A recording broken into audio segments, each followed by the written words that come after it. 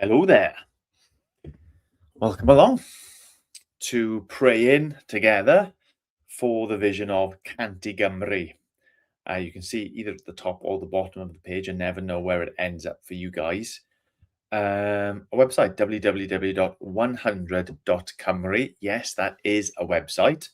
And that will explain far better than I what the vision of Canty Gymru is. But it's essentially this: over a 10-year period, for 100 churches to be planted, aka 100 for Cymru, 100 for Wales, and all so that God's kingdom might grow, that his glory might be received and celebrated more and more, that renewal, revival, whatever word you prefer to use, might be experienced in Wales today as it has so many times in our nation's history. So that is Canty Gymru. If you want to find out, if you don't already know about it, you want to find out more, head over to that website. This is praying for 100 churches across Wales.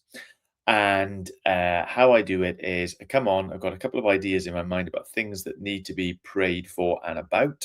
But then I turn to a psalm and I let God's word kind of inform and instruct about how or what it is that I am praying for those things. So, as always, or not as always, as is sort of come into be, praying for church planting, broadly speaking, across Wales, praying for church plants specifically, Ffynnon in Llandysul, Noddfa in Llyn Peninsula, and Freedom in Cross Hands, and as well praying for Canty Gymru. If you like, I want to say the organisation. I don't know whether that makes sense as a description of it, but the folks who are kind of like heading that up and leading that and praying for them as well. So we're going to be praying about those things. But what shall we pray for them? That is the question. Right. My screen has gone a little bit weird. I want to pull in Psalm 17. So kind of like slowly but surely, I like to be making my way through the Psalms, and good grief, confused myself now. Here we go. So I just want to read this, spend a couple of moments reflecting on it, and use it to inform how we're going to be praying for those things. Here it is. Hear me, Lord. My plea is just. Listen to my cry. Hear my prayer. It does not rise from deceitful lips. Let my vindication come from you. May your eyes see what is right. Though you probe my heart, though you examine me at night and test me, you will find that I have planned no evil. My mouth has not transgressed. Though people have tried to bribe me, I have kept myself from the ways of the violent. Through what your lips have commanded, my steps have held to your paths, my feet have not stumbled. So I call on you, my God, for you will answer me. Turn your ear to me and hear my prayer. Show me the wonders of your great love. You who save by your right hand, those who take refuge in you from their foes. Keep me as the apple of your eye. Hide me in the shadow of your wings, from the wicked who are out to destroy me, from my mortal enemies who surround me. They close up their callous hearts, and their mouths speak with arrogance. They have tracked me down. They now surround me, with eyes alert to throw me to the ground. They're like a lion hungry for prey, like a fierce lion crouching in cover. Rise up, Lord, confront them, bring them down. With your sword, rescue me from the wicked. By your hand, save me from such people, Lord, from those of this world whose reward is in this life. May what you have stored up for the wicked fill their bellies. May their children gorge themselves on it, and may there be leftovers for their little ones. As for me, I will be vindicated and will see your face. When I awake, I will be satisfied with seeing your likeness. So two things really jumped out at me from that psalm. The first being this, that the psalmist is saying and suggesting that like they've got integrity, that when they come to God or when they seek to serve God, it is not out of self-gain and self-interest, but it's like seeking after him and his righteousness and his paths that they have been following. And I guess that means we can be praying for those who are involved in church planting, that those who are considering getting into church planting, that those who are leading Cantigymry, um, that it wouldn't be out of personal gain. It wouldn't be out of, for their own reputation. It wouldn't be for making a name for themselves. And I know we can kind of gather together and say, oh, if I was in this for the money, I'd always choose another job. But there is always a way that people can twist what is good and twist what is right and use it selfishly. Even if it's like to gain credit in our niche evangelical circles, oh yeah, he's the one who is going out and risking and being a champion. Oh, he's the one that we'll write stories about and tell our kids. There was a book, wasn't there? 100 people every child should know, of like heroes of faith from the scriptures and then heroes of faith from church history. That even in like that pure sense, there is a way that we can make all of our activity for the Lord be really about us. So, first prayer that springs to mind from this is that, like, the integrity of those who are serving God, it would be like genuinely out of a service to Him. Then the second thing, where was it? I call on you, answer me, show me the wonders of your great love. You who save by your right hand, those who take refuge in you from your foes. Um, yeah, actually, that in the midst of doing for the Lord, folks would still be able to like maintain that kind of wonder, gratefulness, appreciation, their love of God, their love of Christ and the gospel.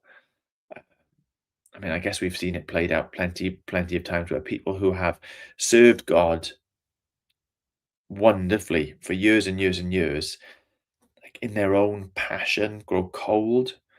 They neglect cultivating that love for the Lord. And that is a really tragic thing, that the God that they've spent a long time sharing with others becomes nothing in their lives. Um, and of course, the psalm finishes up asking for protection, or acknowledging that God is a God who protects. So I think we can be praying that as well. So praying, let me get this right, praying for their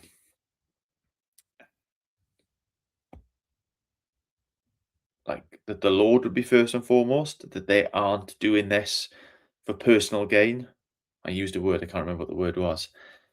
But they would be doing that, praying that the love of Christ in them would be growing, that they would be stoking the fires, and that God would be protecting them, even as the enemy seeks to cut them down.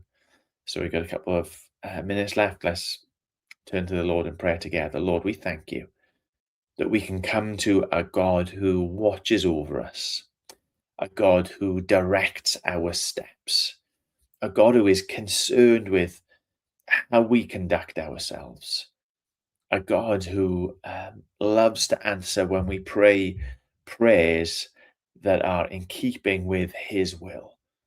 Oh, it's such a joy to know that when we come and we pray certain things, yes, you will answer them, because all we are praying is what we've discovered that you want for us already. And so, Lord God, I pray for those who are considering church planting at the moment.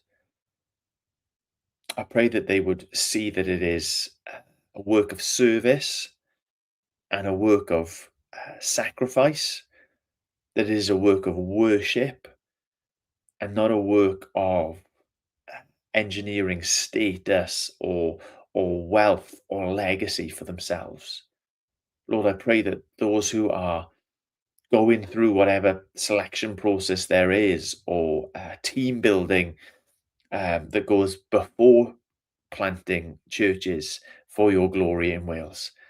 Lord, I pray that there would be a sifting, and that those who are in it for that, for what they can get out of it, Lord God, would be sifted out. That it would only be those who have integrity. It would only be those who have your glory and your fame and your kingdom growth truly as the marker and truly as that motivator that would be getting through. And I pray as well for all those who have planted churches. We think especially of those in Ffynnon, in Llandyssil. Think especially of the Noddfa crew up in the Llyn Peninsula. Thinking especially of Gareth and Lydia and the team with them in Cross Hands. Lord, we pray that this integrity would remain.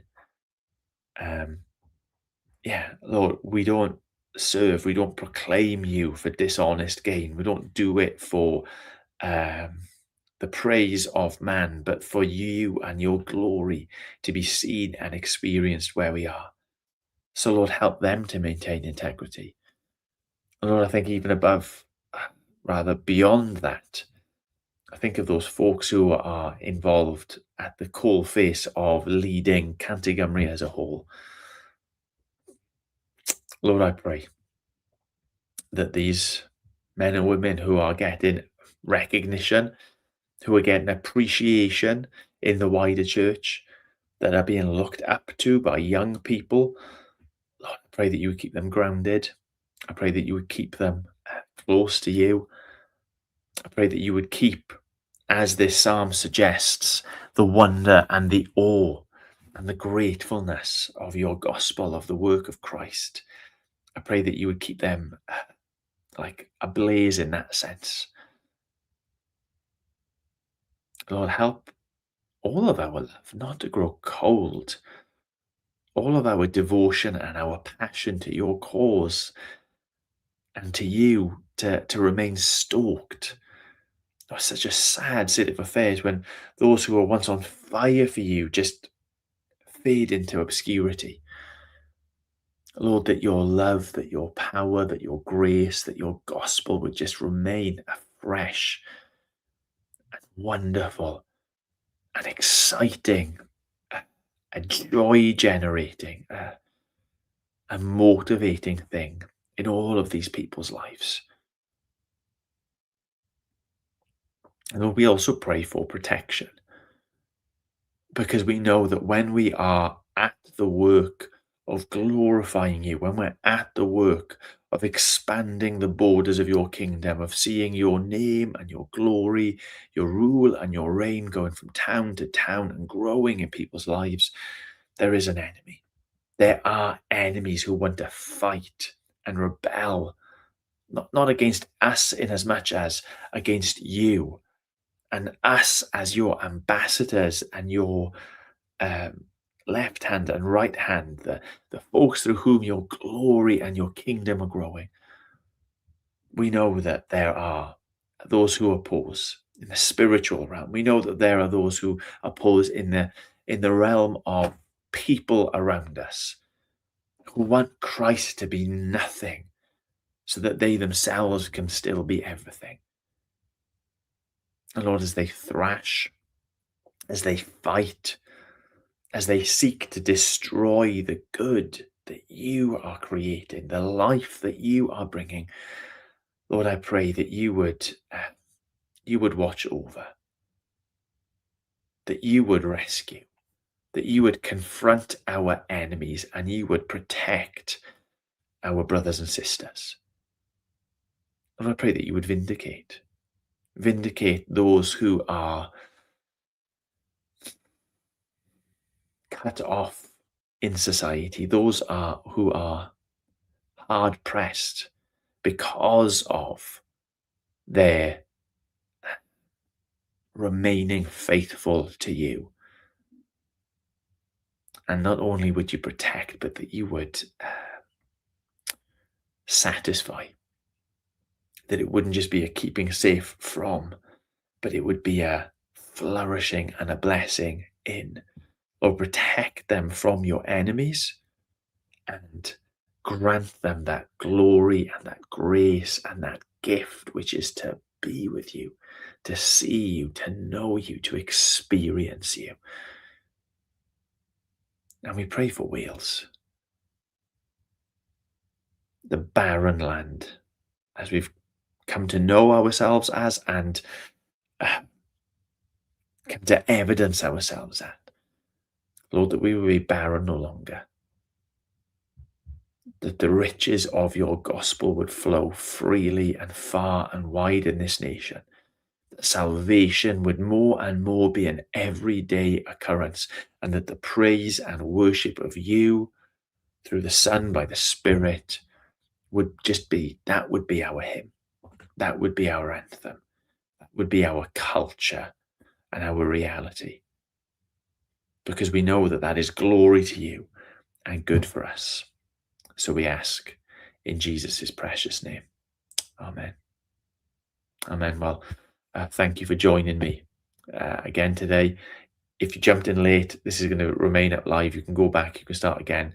As I said, head over to 100.cymru if you want to know more about that and everything else. And I'm in my church office because it is so much cooler in here. Cold during the winter, but cool at this time of year compared to the home office that I normally record in. All right. Quiet now. See you all. God bless. Bye.